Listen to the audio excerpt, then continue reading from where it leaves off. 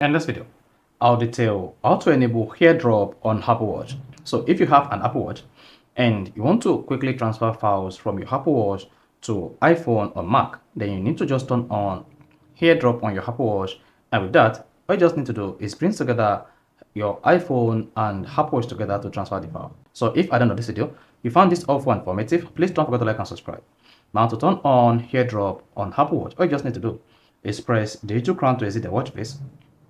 Then while on the app menu or app library, click on settings, then scroll down and tap general.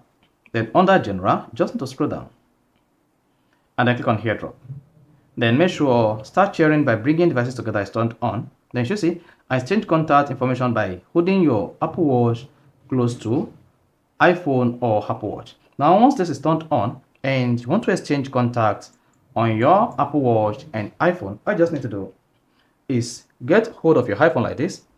Then on the iPhone, you want to scroll down. If you're using iOS 18, click on the connectivity button and tap AirDrop. Then here, tap everyone for 10 minutes. Then go back. Now bring your Apple Watch and your iPhone together just like this. Then you should see the vibration.